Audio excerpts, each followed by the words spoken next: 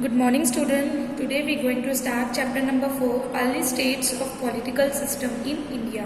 आज हम 4 chapter start करने जा रहे हैं। इसका टाइटल है early stage of political system in India. इसका मतलब होता है कि पुराने टाइम पे जो पॉलिटिकल सिस्टम था तो वो इंडिया का कैसे था। पॉलिटिकल सिस्टम का मीनिंग होता है जैसे कि राज्यसभा राजनीति करना, ओके, गवर्नमेंट जो रूल्स करती है, रेगुलेशन लाती है, पॉलिटिकल सिस्टम लाती है इंडिया में, इंडिया को अच्छे से चलाने के लिए। तो पहले के टाइम पे, पुराने टाइम पे इंडिया का पॉलिटिकल सिस्टम कैसा था, राजनीति कैसी थी, सभा कैसी थी, वो पढ़ेंगे। तो हमें पॉलिटिकल सिस्टम के बारे में बहुत सारी इंफॉर्मेशन कहाँ से मिली है, वेदास से, एपिक्स एंड बुद्धिस्ट टेक्स्ट से, बुद्धिस्ट की बुक्स वगैरह से हमें पुराने टाइम का पॉलिटिकल सिस्टम कैसा था इंडिया का, तो उससे हमें इंफॉर्मेशन मिली है। तो ये इसमें ऋग्वेदा पीरियड में और वैदिक पीरियड में the form of statehood was similar. तो ऐसा माना जाता है कि जो स्टेटहुड था, जो स्टेट हमें पता है क्या होता है, ओके, तो वो कैसा था, कबीलाई रूल्स की तरह सेम है, ऐसा सिमिलर माना जाता है। जिसके हेड को क्या बोला जाता है, राजन्य, ओके, राजन्य, हु वॉज बी इलेक्टेड, जिसे हम क्या करते हैं, जो ऑर्गेनाइजेशन रहता है ना, तो उसे सभा और समिति जो थी उस टाइम पे, जो आज भी होती है, सभा रखी जाती है, समिति रखी जाती है, वो पहले के टाइम पे भी रखी जाती थी पॉलिटिकल सिस्टम में, और लोग उसे इलेक्ट करते थे, यानी लोग अपने लिए चूज करते थे। इसको हम क्या बोलते हैं, विश, इसको क्या बोलते हैं, विश। इसके बाद में और भी बहुत सारे पॉलिटिकल सिस्टम आए इंडिया में। तो नेक्स्ट आगे बढ़ते हैं। जनपद, जनपद मतलब के about 1000 BC earlier state of different clans was established in Punjab.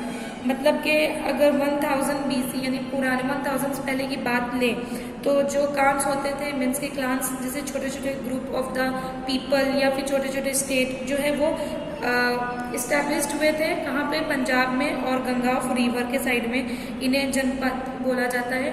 मतलब कि जो स्मॉल ग्रुप ऑफ पीपल, छोटे जहाँ पे कम लोग रहते वो अलग अलग जगह पे बटे हुए थे, अलग अलग जगह रहते थे, like Punjab and Ganga river, जिसमें जनपद बोला जाता है। उसमें एक ऐसा, तो जनपद एक ऐसा एरिया है जहाँ पे एक ऐसा प्लेस है जो पर्सन ऑफ हैबिटेड ऑफ जनपद मीन्स के जो अपने लोगों को जो सूट करता था, उनके हैबिट के हिसाब से वो वहाँ पे उस एरिया में रहते थे और उस प्लेस पे रहते थे।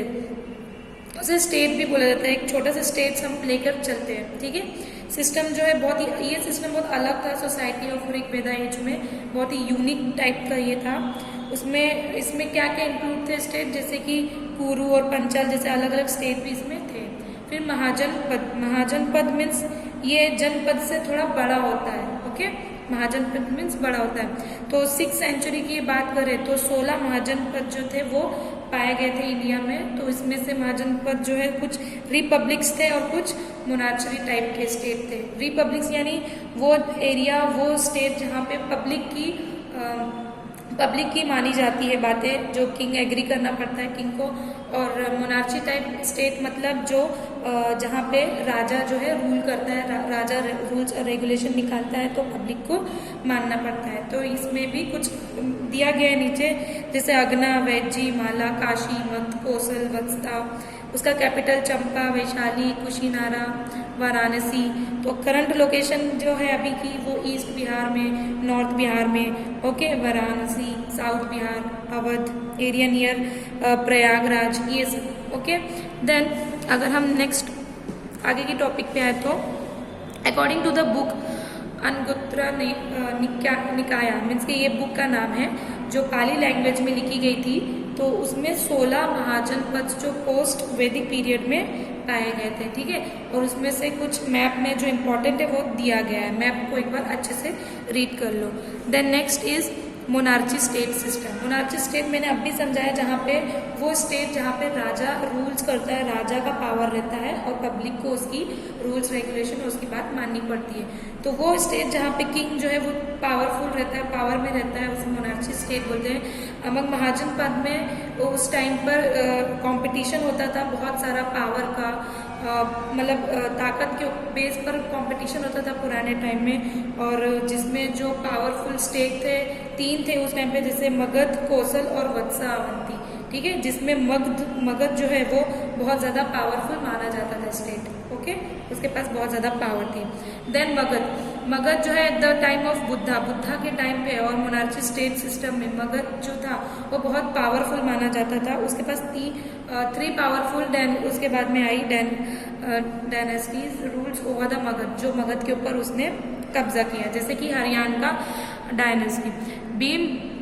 भीम बिसर जो थे वो इस डायनेस्टी के क्या थे, फाउंडर थे। उनका जो हेडक्वार्टर यानी कैपिटल था मक्का का वो राजगृह था, जिसको गिरिराज बोलते हैं, जो सिचुएटेड है, जो कहाँ पे बनाई गई थी, bank of Ganga and Son river, ये गंगा और सन रिवर के किनारे पे। इसके बाद में इसका बेटा आया उसका बेटा आया पावर में, तो उसने पटना बना दिया, ठीक है, पटलिपुत्र यानी पटना उसको कैपिटल में बना दिया। फिर उसने जंग लड़ी, फाउट किया विद वेजी, ओके, और उसके बाद में लिच छवि को भी हरा दिया, और उसके बाद में उसने अपना जो पावर था वो और बढ़ा दिया। फिर सेकेंड में आया नाग डायनेस्टी, ओके, नाग डायनेस्टी जो उसके बाद में हरियाणा डायनेस्टी के बाद में आया पावर में, जिसमें किंग का नाम था शिशुनागा, जो भी बुद्धा रिलीजन्स के रिलेटेड एसोसिएटेड थे। फिर थर्ड उनके बाद में आया नंद डायनेस्टी इस्टेब्लिश्ड हुई, जो महापद्मानंद जो थे मोस्ट पावरफुल थे उस टाइम पे, और इंडिया के मोस्ट पावरफुल एम्परर माना जाता है। उस टाइम पे मगध के बहुत पावरफुल स्टेट बना था इंडिया में। अलेक्जेंडर्स इन्वेंशंस भी बहुत हुए थे उस टाइम पे इंडिया में। मगध जो है जो उस पर रूल करता था किंग, उसका नाम था दानंद ऑफ नंद डायनेस्टी। तो हाफ पेंडिंग है चैप्टर, वो नेक्स्ट वीक में इसका कंटिन्यू करके फिनिश कर देंगे चैप्टर। अभी जितना समझाया, I hope you all are understand till here. Thank you.